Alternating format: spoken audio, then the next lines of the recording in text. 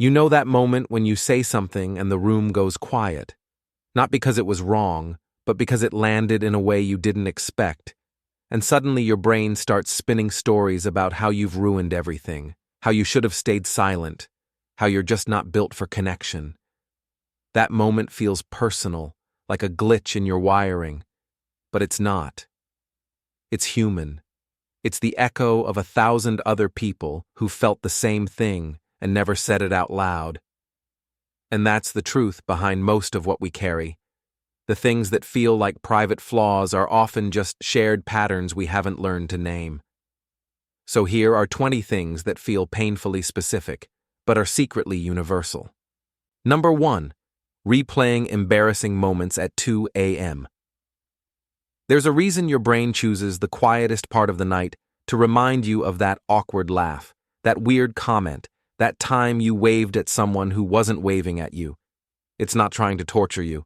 It's trying to protect you. Your brain is built to scan for danger, and when it doesn't find lions or cliffs or speeding cars, it turns inward and starts reviewing emotional risks instead. It treats embarrassment like a threat because social rejection used to mean death. So when you cringe at something from years ago, it's not because you're broken. It's because your brain is doing its job, just a little too well. Number 2. Feeling behind in life. You scroll through someone's highlight reel and feel like you missed a memo. They're younger, more successful, more confident, more everything, and you're still figuring out how to start. But life isn't a race. It's a maze. Some people sprint through the easy parts and stall when it gets hard. Others hit dead ends early and learn how to climb walls. There's no right pace, no universal timeline, no finish line that makes it all make sense. Feeling behind isn't a failure. It's a sign that you're paying attention. And that's the first step forward. Number 3. Overthinking texts. You write okay and then wonder if it sounds cold. You add a smiley face, then delete it. You reread their message 5 times, looking for hidden meaning. This isn't weird. It's your brain trying to decode tone without body language. Texting is like trying to dance with someone while blindfolded. You can't see their face, hear their voice, or feel their energy. So your brain fills in the blanks with anxiety. It's not overthinking. It's emotional survival in a format that strips away all the usual clues. Number 4. Feeling like you're too much, too loud, too emotional, too intense. You've probably been told to tone it down, calm down, or shrink. But the truth is, people who feel deeply often get labeled as too much by those who feel less. Your intensity isn't a flaw. It's a signal that you care. It's the emotional equivalent of high voltage. It lights up rooms, but it also scares people who aren't used to brightness. Being too much just means you haven't found the right outlet yet. Number 5. Feeling like you're not enough. This one's the flip side. You walk into a room and feel invisible. You compare yourself to everyone else and come up short. But comparison is a trick mirror. It distorts what you see. It shows you their best angles and your worst fears. You're not less. You're just looking through the wrong lens. And the moment you stop measuring yourself against someone else's highlight reel is the moment you start seeing your own story clearly. Number 6. Wanting to disappear. Not forever, just for a while. You want the world to stop asking things of you. You want to hide under a blanket and not be anyone for a bit. That's not weakness. That's your nervous system asking for a break. It's the emotional version of a power nap, a reset button for your soul. Wanting to disappear doesn't mean you're giving up. It means you're trying to find space to breathe. Number 7. Wanting to be special. You dream of being the one who stands out, the exception, the chosen one. But here's the twist. Almost everyone wants that, even the people who already have it. Being special isn't about being better. It's about being seen. It's the emotional hunger to matter, to be more than a background character in someone else's story. And that hunger is universal, even if the ways we chase it look different. 8. Feeling misunderstood. You explain yourself, and they still don't get it. You try again, and they twist your words. It feels like you're speaking a different language. But misunderstanding isn't always personal. It's often about timing, context, or their own filters. You're not impossible to understand. You're just not being heard clearly yet. And sometimes the most powerful thing you can do is stop explaining and start showing. Number 9. Wanting control. You plan everything. You double-check. You rehearse conversations in your head. It's not because you're obsessive, it's because unpredictability feels dangerous. Control is your way of building a safety net in a world that doesn't offer one. It's the emotional equivalent of packing an umbrella even when the forecast says clear skies, just in case. Wanting control doesn't mean you're rigid. It means you've learned that chaos hurts, and you're trying to stay dry. 10. Hating your own voice. You hear a recording and cringe. That's not me, you think, but it is. You're just hearing it from the outside for the first time. Your voice travels through your bones when you speak, making it sound warmer and deeper. Recordings strip that away. It's not worse, just unfamiliar. And the discomfort isn't about sound, it's about identity. You're meeting a version of yourself you didn't know existed, and that takes time to accept. Number 11. Feeling stuck.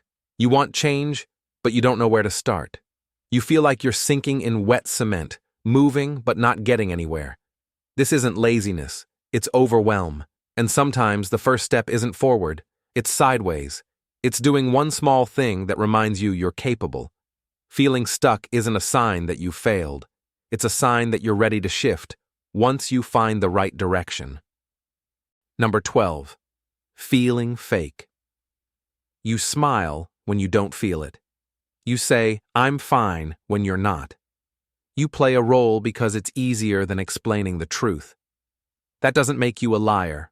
It makes you someone trying to survive in a world that doesn't always make space for honesty. Feeling fake is often a sign that you're outgrowing the mask you've been wearing, and the discomfort is your soul asking for something real. Number 13.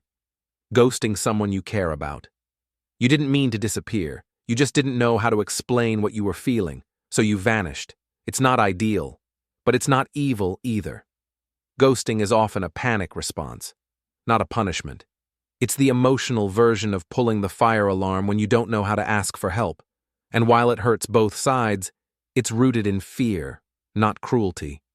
Number 14. Sabotaging something good. You push away the person who treats you well. You quit the project that's finally working. You pick a fight when things feel calm. This isn't self-destruction, it's self-protection. When good things feel unfamiliar, they can feel unsafe. Sabotage is your brain's way of saying, "I don't trust this yet." And the solution isn't shame. It's learning how to sit with success until it feels like home. Number 15. Feeling like you're the only one who doesn't get it. Everyone's nodding. You're confused. You pretend to understand just to fit in. But here's the secret. Half the room is pretending too. Confusion is normal. Faking clarity is the real epidemic. And the moment you ask the question everyone's afraid to ask, you become the bravest person in the room. Number 16. Wanting to be liked by people you don't even respect. You chase approval from people who wouldn't notice if you disappeared. You bend to fit their mold. Why? Because rejection hurts, even when it comes from people who don't matter. It's not about them. It's about your need to belong, and that need is ancient, primal, and powerful. Wanting to be liked isn't weakness. It's a survival instinct. The trick is learning to aim it wisely. 17. Avoiding compliments. Someone says, "You're amazing," and you deflect.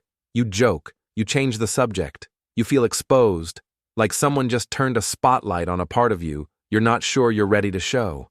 Compliments shine a light on places you've spent years hiding, and that light can feel blinding. It's not arrogance to say, "Thank you." It's courage. And every time you let praise land without shrinking, you teach your nervous system that being seen isn't dangerous. It's deserved. Number 18. Feeling like you're hard to love. You've been left, ignored, misunderstood. You've had people walk away without explanation or stay without truly seeing you. So you start to believe you're the problem, that love is something you have to earn or perform or chase. But love isn't a reward for being easy. It's a connection built through truth. You're not hard to love. You're just not for everyone. And that's not a flaw. It's a filter. The right people won't need you to shrink, soften, or explain. They'll meet you where you are and stay.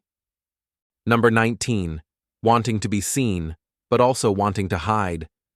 You post something vulnerable, then delete it. You open up, then shut down. You crave connection, but fear exposure. This isn't contradiction. It's the dance between safety and growth. You want to be known, but you also want to protect the parts of you that haven't healed yet. It's like standing at the edge of a pool, wanting to dive in, but bracing for the cold. That tension is normal. It means you're alive. And every time you choose to stay visible, even when it's uncomfortable, you build emotional muscle. Number 20. Feeling like you don't belong anywhere. You drift between groups, never quite fitting. You feel like a guest in every room, like you're always adapting, always translating, always holding back. But belonging isn't about matching. It's about being accepted as you are. And sometimes, the reason you don't feel at home is because you haven't found your people yet. Or maybe you're meant to build the room yourself. The truth is, the most interesting people rarely fit into pre-made spaces. They create new ones. And the feeling of not belonging is often the first sign that you're meant to lead. So if you've felt even one of these things, if you've ever cringed at your own voice, ghosted someone you cared about, sabotaged something good, or wanted to disappear, you're not alone. You're not broken. You're just human. And the more we name these patterns, the less power they have over us. The more we understand them, the more we can outgrow them. And the more we share them, the more we build a world where honesty feels safe. Subscribe if you can relate, as we are only just getting started.